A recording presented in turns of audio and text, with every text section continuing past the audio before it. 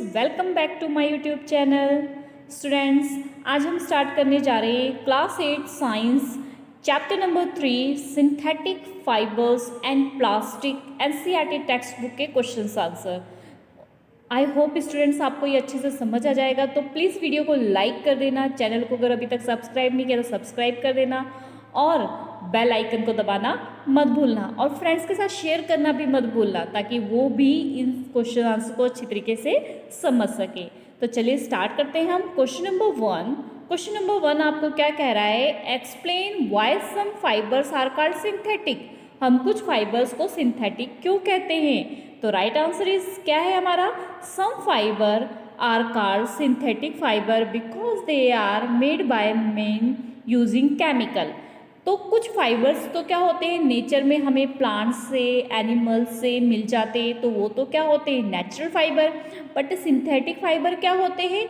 Synthetic fibre जो कि human being के द्वारा, मनुष्य के द्वारा, ठीक है, बनाया जाता है। किसका यूज़ करके? केमिकल का यूज़ करके बनाया जाता है, उसे क्या बोलते हैं? Synthetic fibre. ठीक है, नेक्स्ट क्वेश्चन देखते हैं हम। नेक्स्ट क्वेश्चन है हमारा question number 2, make the correct answer. आपको करेक्ट आंसर जो है इसमें लिखना है। ठीक है, तो इसमें आपको ऑप्शंस दिए हुए हैं, इसमें से जो आपको करेक्ट लगता है उस आंसर को आपने टिक मार्क करना है। नेक्स्ट हमें question number 2, make correct answer. Rayon is different from synthetic fibre because. Rayon जो होता है सिंथेटिक फाइबर से थोड़ा सा अलग होता है। क्यों? Because option A, it has a silk like appearance, क्योंकि ये सिल्क की तरह दिखाई देता है। B, it is obtained from wood pulp, ये वुड पल्प से बनता है। C, it's fibre can also be when like those of natural fiber। तो इसके फाइबर्स हम उस तरीके से बनाते हैं जैसे कि नेचुरल फाइबर्स बनते हैं। तो आप इसका राइट आंसर क्या चूज करोगे? इसका राइट आंसर है बेटा, क्योंकि ये क्या होता है, वुड पल्प से, जो वुड के लकड़ी के टुकड़े होते हैं ना, लकड़ी के पल्प होते हैं, ठीक है, उससे ये बनाया जाता है और देखने में बिल्कुल नेचुरल सिल्क की तरह ही लगता है। ठीक है, इसलिए ये क्या होता है, सिंथेटिक फाइबर कहते हैं। तो आप यहाँ पे राइट आंसर लिख सकते हैं। नेक्स्ट हमारा थर्ड क्वेश्चन है, fill in the blanks with the appropriate words. ठीक है, आपको ब्लैंक्स फिल करना है इसमें करेक्ट वर्ड डाल के। तो फर्स्ट हमारा ब्लैंक्स है, a synthetic fibre are also called. जो सिंथेटिक फाइबर होते हैं इसको क्या कहते हैं? और मतलब आपको दो ऑप्शंस में भरने इसमें कि हम इसको क्या क्या कह सकते हैं। एक तो हम क्या कह सकते हैं इसको, मैन मेड, और दूसरा हम कह सकते हैं सिंथेटिक फाइबर। ठीक है, एक मैन मेड और एक आर्टिफिशियल फाइबर। ठीक है, तो आप यहाँ से आंसर लिख सकते हैं। फर्स्ट जो ब्लैंक्स है वहाँ पे आप लिखो मैन मेड और सेकंड में क्या लिखोगे आप? Artificial fibre. मैन मेड मनुष्य के द्वारा बनाया हुआ, उसी को सिंथेटिक फाइबर कहते हैं। आर्टिफिशियल मीन्स जो मनुष्य के द्वारा बनाया जाता है उसे आर्टिफिशियल कहते हैं। ठीक है, now next, synthetic fibre are synthesis from a raw material card. Synthetic fibre जो होता है वो रॉ मटेरियल से मिलके बनाता है, उसे क्या कहते हैं? उसे कहते हैं पेट्रोकेमिकल। ठीक है, तो यहाँ पे आपने क्या लिखना है, यहाँ से आप आंसर देख सकते हो, उसको क्या लिखना है? पेट्रोकेमिकल। ठीक है, PETROCHEMICALS, petrochemicals. Next, C, like synthetic fibres plastic is also a. Synthetic fibre जो प्लास्टिक है आल्सो क्या है, वो है पॉलीमर। ठीक है, पॉलीमर क्या होते हैं? एक मीन्स इस तरीके से आपने चैप्टर में समझा होगा, मीन्स समझ लो ये छोटे छोटे जो मॉलिक्यूल्स हैं और इनको आपस में जोड़ दो तो ये इकट्ठी अगर एक माला, मीन्स एक समझ लो ये मोतियां हैं आपके पास बहुत सारी। ठीक है, इन मोतियों को जो है इकट्ठा करके क्या कर लो, एक माला बना लो। ठीक है, तो उसे क्या बोलेंगे? पॉलीमर। क्वेश्चन नंबर 4 है, give example which indicate that nylon fibre are very strong. कि कुछ एग्जाम्पल से आपको बताना है कि नायलॉन फाइबर्स जो है बहुत स्ट्रॉन्ग होता है। तो आंसर देखते हैं हम। The following example indicate the nylon fibre are very strong. First क्या है आपका? They are used for making parachute and rope for the rock climbing, जो चट्टानों पे पहाड़ों पे जो चढ़ते हैं ना, वहाँ पर वो क्या करते हैं, पैरासूट्स के रूप में यूज़ करते हैं। पैरासूट्स जो देखा ना उड़ते रहे हैं, ठीक है, कुछ इस तरीके से बैलून लाइक होते हैं और यहाँ से पकड़ के क्या होता है उसको उड़ा जाता है, ठीक है, वो पैरासूट। और क्या होता है, रॉक, ठीक है, रस्सी में भी इसका यूज़ किया जाता है। Now second, they are used in making seat belt, जो सीट बेल्ट है उसमें भी इसका यूज़ किया जाता है, फिशिंग नेट में, टायर्स कोड में, ठीक है, a string for the sports racket and the musical instrument. तो इन एग्जाम्पलों से हम ये समझ सकते हैं कि जो नायलॉन फाइबर होता है वो कैसा होता है, वो स्ट्रॉन्ग होता है। नेक्स्ट हम देखते हैं क्वेश्चन नंबर 5। क्वेश्चन नंबर 5 आपको क्या बोल रहा है, explain why plastic container are favoured for the storing food. ठीक है, जो हम करते हैं ना, प्लास्टिक कंटेनर को फेवर करते हैं, हमें स्टोरिंग फूड के लिए कोई भी चीज़ स्टोर करनी है, हम प्लास्टिक कंटेनर का यूज़ करते हैं। इसके बारे में क्यों इस यूज़ करते हैं, एक्सप्लेन करना है। तो right answer is plastic container are favoured for the storing food because of the following reason. कुछ रीजन्स है। फर्स्ट रीजन हमारा क्या है, the plastic do not react with the food store in them. जो plastic होता है वो react नहीं करता है फूड से, जो भी हम उसके अंदर फूड रखेंगे उससे के साथ रिएक्शन नहीं करता है, वो फूड हमारा खराब नहीं होता है। सेकेंड पॉइंट क्या है, the plastic are light weight, plastic light weight होता है, एंड आर स्ट्रॉन्ग, और क्या होता है, स्ट्रॉन्ग होता है, हल्का होता है जिससे हमें उसको रखना ईजी होता है, स्ट्रॉन्ग भी होता है जिससे जल्दी वो टूटता नहीं है, खराब नहीं होता है।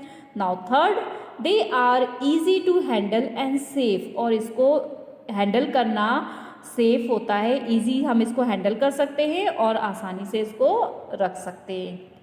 नेक्स्ट क्वेश्चन नंबर 6 कह रहा है, explain the difference between thermoplastic and thermosetting plastic. Plastic भी अलग अलग टाइप के होते हैं, तो इसमें दो प्लास्टिक आपको बोला है, थर्मोप्लास्टिक और थर्मोसेटिंग प्लास्टिक में आपको डिफरेंस बताना है। तो फर्स्ट हम देखते हैं थर्मोप्लास्टिक और सेकंड हो गया हमारा थर्मोसेटिंग प्लास्टिक। तो थर्मोप्लास्टिक क्या होता है बेटा, these plastic soften on heating and can be bend easily. ये क्या होते हैं, बहुत सॉफ्ट होते हैं, ठीक है, और ये जल्दी हीट होके, और ये क्या होते हैं, आसानी से बेंड हो जाते हैं, मीन्स इनको मोड़ा जा सकता है आसानी से।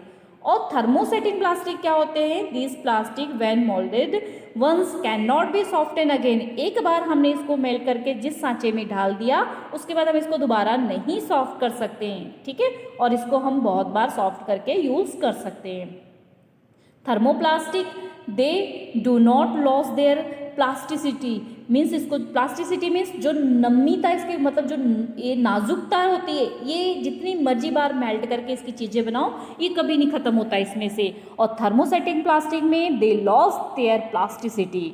इसकी एग्जाम्पल हमारी क्या हो गई, एग्जाम्पल हमारी है जैसे कि पॉलीथीन, पीवीसी, ठीक है, इसकी एग्जाम्पल हमारी हो गई Bakelite and the melamine. Next question देखते हैं हम, question number 7, explain why the following are made of the thermosetting plastic. आपको एक्सप्लेन करना है कि ये थर्मोसेटिंग प्लास्टिक में यूज़ किया जाता है, क्यों। First, saucepan handle, saucepan का हैंडल देखा है ना आपने कि सॉसर जो पेन है वो तो गर्म हो जाता है, लेकिन जो हैंडल होता है वो गर्म नहीं होता है। तो ये ऐसा क्यों होता है, तो हम इसका रीज़न देखते हैं। क्यों, क्योंकि since the thermosetting plastic are a bad conductor of heat. जो थर्मोसेटिंग प्लास्टिक होती है ना वो क्या होता है, बैड कंडक्टर होती है हीट की, ठीक है, तो जब उसको गर्म करते हैं तो हीट नहीं होता है। Do not gate heated up while the cooking, जब हम उसको कुक करते हैं तो हीट नहीं होता है। They are use for the making saucepan handle, जिसका यूज़ हम सॉसर पेन का हैंडल बनाने में करते हैं। नेक्स्ट बी पॉइंट आपको कह रहा है, इलेक्ट्रिक प्लग स्विचेस, ठीक है, प्लग बोर्ड, इनमें जो है थर्मोसेटिंग प्लास्टिक का क्यों यूज़ किया जाता है, क्यों यूज़ किया जाता है कि since thermosetting plastic are a bad conductor of electricity. Same हो गया, electric current does not pass through the switch plastic, such plastic, इस प्लास्टिक में से हमें पता है इलेक्ट्रिक करंट पास नहीं होगा, और ये बैड कंडक्टर भी है इलेक्ट्रिसिटी का, हीट का। They are use for the making electric plug switch और प्लग बोर्ड, इसलिए इसका यूज़ क्या किया जाता है, इन सब चीज़ों को बनाने में किया जाता है। नेक्स्ट क्वेश्चन नंबर 8, कैटेगरीज आपको अलग अलग डिवाइड करनी है कि कैन बी रिसाइकल जिनको हम रिसाइकल कर सकते हैं और कैन नॉट बी रिसाइकल जिनको हम रिसाइकल नहीं कर सकते हैं। तो आपको पता है जो थर्मोसेटिंग प्लास्टिक है उसको हम रिसाइकल नहीं कर सकते हैं, जो हार्ड होते हैं, जो सॉफ्ट होते हैं थर्मोप्लास्टिक उसको हम कर सकते हैं। तो हम यहाँ पर देखते हैं क्या क्या ऑप्शंस दिया है, उस हिसाब से हम इसको डिवाइड करते हैं। एक पार्ट में हम लिख देंगे कैन बी रिसाइकल और दूसरे साइड हम लिख देंगे कैन नॉट बी रिसाइकल। तो फर्स्ट है हमारा टेलीफोन इंस्ट्रूमेंट। टेलीफोन के इंस्ट्रूमेंट को क्या हम रिसाइकल कर सकते हैं? नो, ये क्या हो जाएगा? Can not. आगे देखते हैं प्लास्टिक टॉयज कर सकते हैं, can be recycle. Cooker handle can not. Carry bag can. Ball pen pointer can not. Plastic bowl can, कर सकते हैं ना इसको, ठीक है, can be. And plastic cover on the electric wires, electric wire के ऊपर जो प्लास्टिक कवर होते हैं कैन बी रिसाइकल, ठीक है। प्लास्टिक की जो चेयर होती है can B recycled and electric switches can not B recycle, ठीक है। तो यहाँ पर आपको ये देखना होगा कि कौन सा हार्ड सब्सटेंस है कौन सा सॉफ्ट सब्सटेंस है, उस हिसाब से आप इसको डिवाइड कर दो, ठीक है। यहाँ पर आप देखो कैन बी रिसाइकल में plastic toy car, bag, plastic bowl, plastic cover on the electric wire and plastic chair. और can not be telephones instrument, वो हार्ड होते हैं ना, cooker handle, ball pen point and electrical switch. Now next question, question number 9। Question number 9 आपको कह रहा है Rana wants to buy shirt for the summer. Rana जो है समर में शर्ट पहनना चाहता है, ठीक है, खरीदना चाहता है, ठीक है, बाय करना चाहता है। Should he buy cotton shirt और shirt made from the synthetic material. तो अब उसको कॉटन की शर्ट लेनी चाहिए, सिंथेटिक मटेरियल की लेनी चाहिए। एडवाइस करना है राना को, गिव योर रीज़न, और रीज़न के साथ। तो आंसर देखते हैं कि समर में पहनना है उसको, तो he should buy cotton shirt. तो उसको कौन सी शर्ट खरीदनी चाहिए? कॉटन की। This is because cotton has more capacity to hold moisture than the synthetic cloth. Synthetic cloth के मुकाबले जो कॉटन होता है वो मॉइस्चर को अपने अंदर ज़्यादा होल्ड करता है, ठीक है। In summer we have the extensive sweating which is easy soaked by the cotton. गर्मियों में बहुत सारा पसीना होता है ना, तो जो कॉटन होता है, शर्ट होता है, वो उसको क्या कर देता है? सोक कर लेता है अपने अंदर, ठीक है। Cotton clothes are much better than the cloth made from the synthetic material. Cotton cloth जो होता है वो ज़्यादा बेटर होता है सिंथेटिक मटेरियल से। क्यों? क्योंकि जब गर्मी होती है, पसीना होता है, स्वेट्स होता है, तो उसको वो कॉटन क्या करता है? ज़्यादा से ज़्यादा एब्जॉर्ब कर लेता है और हमें कूलिंग महसूस होती है, ठीक है। इसलिए हमें उसको कौन सी शर्ट एडवाइस करनी चाहिए? कॉटन क्लॉथ, ठीक है। किसमें? समर में। Now next question, question number 10। Give example to show that the plastic are non corrosive in nature. हमें एग्जाम्पल के साथ बताना है कि प्लास्टिक जो है वो नॉन कोरोसिव होती है। नॉन कोरोसिव मीन्स जो जल्दी से खराब नहीं होती है, ठीक है, जिसमें जंग नहीं लगता है, मीन्स नेचर में खराब नहीं होती है। तो हम देखते हैं इसका answer. The literal meaning of the non corrosive is the resistance to get the destroy by the chemical action. Means इसका मतलब क्या होता है? अभी मैं आपको बता चुकी हूँ कि वो डिस्ट्रॉय नहीं होता है केमिकल एक्शन से। हम यहाँ पर कुछ एग्जांपल्स देखेंगे नॉन कोरोसिव इन नेचर कि प्लास्टिक जो है नॉन कोरोसिव नेचर में है। तो फर्स्ट है plastic container do not react with item store in it. Plastic container जो होता है जिसमें भी हम आइटम को करते हैं, इकट्ठा करते हैं, वो रिएक्ट नहीं करता है। Now second, they do not get rusted when the expose to the moisture and air. जब हम उसको एयर में, मॉइस्चर में खुला छोड़ देते हैं प्लास्टिक कंटेनर को, वो खराब नहीं होता है, उसमें जंग नहीं लगता है। Now third, they do not decompose when the left in open for a long period. बहुत लंबे समय के लिए हम इसको अगर ओपन छोड़ देंगे तब भी ये क्या होता है?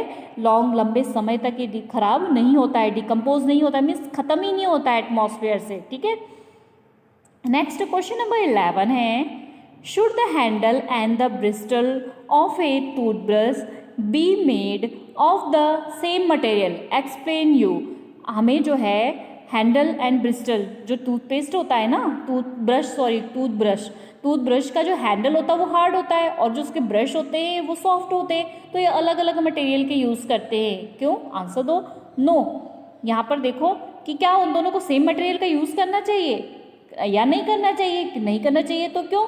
ठीक है। No, the handle or bristle of the toothbrush should not be made from the same material. Same material का नहीं होना चाहिए। क्यों? This is because our gums are soft and the bristle should be made of a soft material so that it does not harm the gums. जो हमारे मसूड़े होते हैं ना, गम्स होते हैं, वो क्या होते हैं, सॉफ्ट होते हैं. अगर जो हैंडल होता है वो हार्ड होता है, और अगर ब्रशेस भी उसके हार्ड होंगे तो हमारे गम्स क्या हो जाएंगे, नुकसान पहुंच जाएगा. ठीक है, वो मतलब उसमें जख्म भी हो सकते हैं. ठीक है, तो इसलिए वहाँ पे कौन सा सॉफ्ट मटेरियल यूज़ करना चाहिए. ऑन द अदर हैंड जो हैंडल होता है should be made up of the hard material, ये अभी मैं बता चुकी आपको. So that it can give a firm grip, इसलिए ताकि उस क्या होता है उसमें थोड़ी सी ग्रिप होनी चाहिए ना, कि ऊपर नीचे हो सके जब हम ब्रशिंग करते हैं.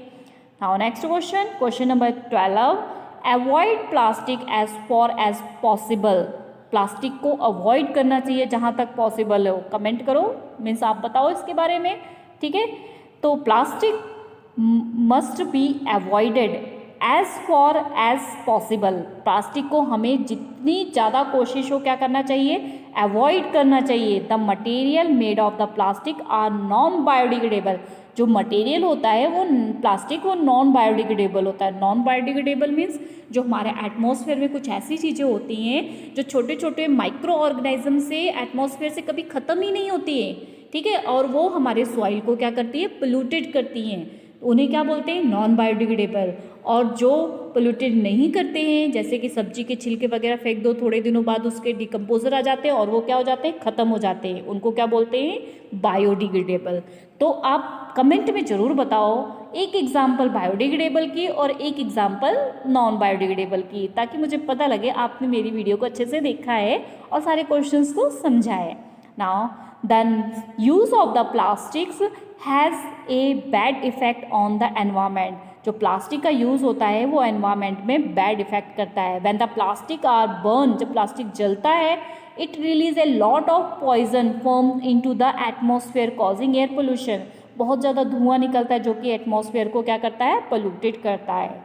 This plastic material when eat up by the animal like cow, choke their the respiratory system. क्या होता है जब ये प्लास्टिक मटेरियल से धुआं निकलता है ना, या फिर प्लास्टिक को कई बार एनिमल काउज वगैरह जो होते हैं वो खा लेते हैं, तो इनके रेस्पिरेटरी सिस्टम में प्रॉब्लम आ जाती है. ठीक है, जो हम सांस लेते हैं तो धुआं आता है, उससे हमें प्रॉब्लम आ जाती है. अगर एनिमल्स खा लेते हैं गलती से किसी कारण से, तो उनकी क्या होती है, डेथ भी हो जाती है. Can cause death of this animal. The waste plastic articles thrown here and there carelessly get into the dirty water, drain, sewage and the block them. In a nutshell, plastics can be the consider a threat to our environment. कई बार लोग plastic के जो waste होते हैं वो पानियों में डाल देते हैं. ठीक है, ड्रेन में डाल देते हैं, जिससे कई बार सीवेज ब्लॉक हो जाता है. तो इस तरीके से जो प्लास्टिक है हमारे एनवायरनमेंट से ट्रीट नहीं हो पाता है, और प्लास्टिक हमारे एनवायरनमेंट में बना रहता है, और जिससे पोल्यूशन धीरे धीरे धीरे धीरे क्या होता जा रहा है, बढ़ता जा रहा है. इसलिए हमें क्या करना चाहिए, एज पॉसिबल एज प्लास्टिक को क्या करना चाहिए, जो है इग्नोर करना चाहिए. ठीक है, नेक्स्ट है हमारा क्वेश्चन नंबर 13. बेटा मैच कॉलम है, आपने मैच करना है इसको, कॉलम ए को कॉलम बी से. तो हमें पता है पॉलिएस्टर क्या होता है, fibre do not wrinkle easily. ठीक है, तो यहाँ पर हम क्या लिखेंगे, नंबर 1. नेक्स्ट है हमारे पास टेफ्लॉन. टेफ्लॉन किस में यूज़ होता है, use to make non stick cookware. तो 2 नंबर ये हो गया हमारा. रेयॉन, थर्ड हमारा रेयॉन है. रेयॉन अभी हमने पढ़ा था, वो क्या होता है, prepare by using wood pulp, क्योंकि सिल्क के जैसा दिखता है. तो यहाँ पर आ गया आपका नंबर 3. नेक्स्ट है नाइलॉन, हमने पढ़ा था. नाइलॉन क्या होता है, used for the making parachutes and the stocking. तो यहाँ पर आ गया आपका नंबर 4. चलिए नेक्स्ट क्वेश्चन देखते हैं. Question number 14. Manufacturing synthetic fibre is actually helping the conservation of forest. जो सिंथेटिक फाइबर्स होते हैं मैन्युफैक्चर करने से जो हम फॉरेस्ट हैं उनको बचा रहे हैं, उनको कंजर्व कर रहे हैं, इसके बारे में बताना है. तो आपको पता है in the manufacturing of the synthetic fibre we use only the chemical substance and no natural material. This is the turn we conserve forest. हम जब सिंथेटिक फाइबर यूज़ करें उसमें केमिकल सब्सटेंस यूज़ करें, नेचुरल तो हम material use नहीं कर रहे हैं. इसी कारण से हम फॉरेस्ट को क्या कर रहे हैं, कंजर्व कर रहे हैं. ठीक है, now question number 15. Next question है question number 15, describe an activity to show the thermoplastic is a poor conductor of electricity. एक एक्टिविटी के थ्रू बताना है आपको थर्मोप्लास्टिक जो है पुअर कंडक्टर ऑफ इलेक्ट्रिसिटी है। तो देखो इस डायग्राम में आपको जैसे दिया है ऐसे सारे चीज़ों को अरेंज करना है, बल्ब लगा लेना है, यहाँ पर आपने सेल लगा लेना है, यहाँ पर आपने दो वायर्स के बीच में जगह छोड़ देनी है या क्रोकोडाइल क्लिप लगा लेना है। जब इसके बीच में आप थर्मोप्लास्टिक लगाओगे तो ये बल्ब ग्लो नहीं होगा। इट मीन्स क्या होगा, थर्मोप्लास्टिक जो है बैड कंडक्टर ऑफ इलेक्ट्रिसिटी है। तो चलिए आंसर देख लेते हैं। Arrange a circuit as show in the given figure. सारे सर्किट को हमने दिए हुए फिगर के हिसाब से अरेंज करना है।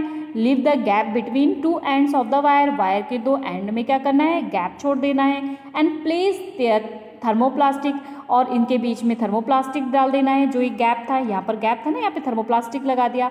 अब ऑब्जर्व करना है हमने बल्ब को। जब हमने बल्ब को ऑब्जर्व किया तो बल्ब जो है डज नॉट ग्लो, नहीं ग्लो हुआ। This show the thermoplastic is a poor conductor of electricity, जिससे हमें पता लग गया कि थर्मोप्लास्टिक क्या है, पुअर कंडक्टर ऑफ इलेक्ट्रिसिटी है। ओके स्टूडेंट्स, आई होप आपको पूरा चैप्टर अच्छे से क्लियर हो गया, सारे एनसीईआरटी टेक्स्ट बुक के क्वेश्चंस क्लियर हो गए हैं। इसके पहले मैंने इस चैप्टर के एमसीक्यू भी बनाए हुए हैं, आप उसको भी अच्छे से देखो। चैप्टर को भी डिटेल में समझाया हुआ है। अगर आपने चैप्टर नहीं समझा तो चैप्टर भी समझे। तो कमेंट में मैंने एक क्वेश्चन पूछा हुआ है, उसका जवाब जरूर देना और वीडियो को लाइक करना मत भूलना। ओके स्टूडेंट्स, नेक्स्ट वीडियो में मिलते हैं। Bye bye.